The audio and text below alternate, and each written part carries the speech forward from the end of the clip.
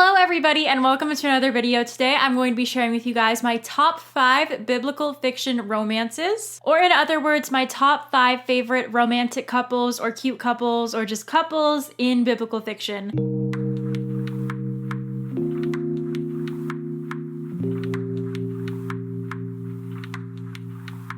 If you don't know by now, biblical fiction is my favorite subgenre of Christian fiction, and I am pretty much completely obsessed with it. So this was equally not a problem at all to come up with, as well as a major problem to come up with. I woke up this morning and I had this massive just dream about, okay, I don't know if this has ever happened to you, but have you ever read a book and then like a few nights later dreamed that you were in that book? Because if it's just me, that's gonna be kind of awkward. But last night I woke up, or this morning rather, I woke up after having dreamt last night that I was in the world of Connie Lynn Cassette's Cities of Refuge series. I just finished the 3rd book in the series, which is called Until the Mountains Fall.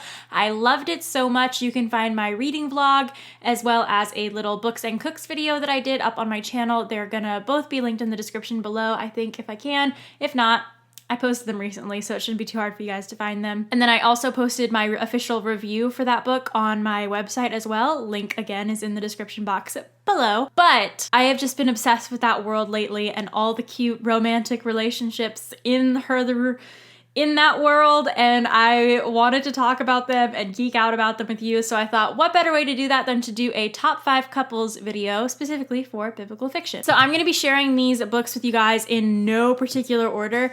I did realize accidentally that not accidentally, I picked 3 couples that are all from books by the same author.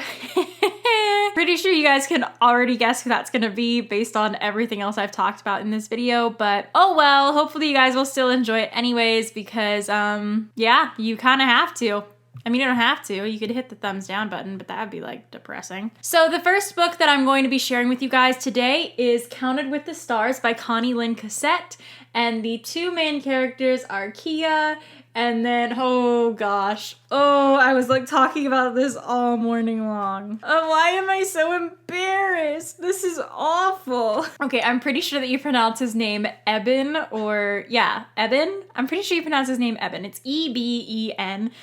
Correct me if I'm wrong, if someone knows like the actual pronunciation of how you say that, if that's not how you say that. But Kia and Eben, that's how I say their names. Their story throughout this is just so good. First of all, this book is a book about the Exodus from the perspective of an Egyptian girl. And this Egyptian girl, it's actually very interesting because she was sold into slavery by her family. So even though she was born Egyptian, she knows a lot of the Israelite people, including Eben and Shira, who is another character in the book. She's like a friend to Kia, I guess. Kia basically goes with the Israelites when they are released from captivity and follows them. Even though she's not technically an Israelite, she is a slave who has been set free from Egypt. And it's kind of the whole Exodus from her perspective. I think we think a lot about in the Bible the Exodus from a believer's perspective and the Exodus happening from someone who believes in God, or at least has a general idea of who God is, as opposed to what the Exodus would look like to someone else who had been raised with many gods, many different beliefs. Their story throughout the entire book, even just right now, I just reread the last chapter and I'm having all the feels because they are just they're so cute. Spoilers, but you should definitely check this one out if you're interested in the Exodus, because like if you put Exodus on like the back cover of your book, I'm gonna buy it. Like, I am so down for anything in that time period, but specifically if you're interested in the Exodus story and amazing love stories, definitely check out this book. Surprise, surprise, I'm sharing with you guys another book by Connie Lynn Cassette, and that is A Light on the Hill by Connie Lynn Cassette. This is book 1 in the Cities of Refuge series. I don't know if I said, but Counted with the Stars is book 1 in the Out from Egypt series. The Out from Egypt series covers 3 different stories, and in the 3rd book of the Out from Egypt series, the character Mariah is introduced, who becomes the main character for the Cities of Refuge series. So if you're gonna read them, I suggest reading all the series in the order in which they were released, but you can start with just this one and you shouldn't be too confused. It should summarize everything really well for you. But Mariah is such an interesting character. And Mariah and Derek are two of my favorite people in the entire fictional world. First of all, as the Cities of Refuge series goes on, you get to see how their relationship really develops over time, and I really love that. But specifically, I love this book because it is their story of how they met, how they fell in love. It's their like origin story, if you will. First of all, the way they meet is crazy because minor spoiler alert, I'm gonna pop up a little spoilery graphic here, so if you want to mute it until that graphic goes away, please do, but minor spoiler alert, I don't really think it's a big spoiler. When they meet, she is actually betrothed to his brother, and they don't know it yet, but they kind of start to fall for each other.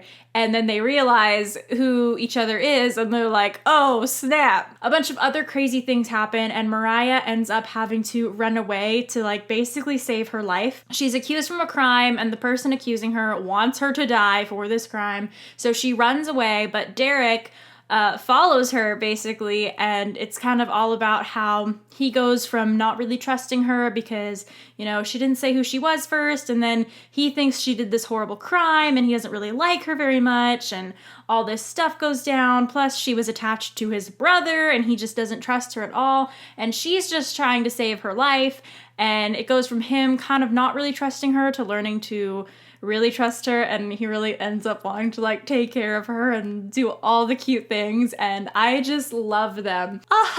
This is such a good book. You guys have no idea. It's full of tons of adventure, tons of action, and it's really fast paced, and that's one of the things that I really love about it. And the entire Cities of Refuge series, they're all filled with a lot of action and adventure and excitement, and that very much comes through in this book. So I'm super excited to share this one with you guys. It's so good. Mariah and Derek. Mariah and Derek. Okay, and this is the last one I have to share with you guys by Connie Lynn Cassette, but not the last book I have to share with you guys overall, and that is Shelter of the Most High by Connie Lynn Cassette, and that is book 2 in the Cities of Refuge series. I have been on the launch team for both Shelter of the Most High and Until the Mountains Fall, and both of them are amazing, and I really wanted to pick the 2 characters from Until the Mountains Fall, but I didn't want this whole video to just be Connie Lynn Cassette books, so I had to narrow it down to one last couple from the Cities of Refuge series that I wanted to share with you guys. And this one came out for me as my other favorite from that series. I still love Until the Mountains Fall, but for the purposes of this video, this is another great romantic love story to share with you. Sophia and Ethan don't actually speak the same language. Her village was destroyed, and so his people take her in, basically, and love happens. And it's just very interesting to see their relationship build. She also has no clue about the Hebrew beliefs or their belief in God. She doesn't even know who God is, so that's like a major thing for her, is not only learning how to speak a different language, but also learning about these crazy beliefs that she's never heard of before.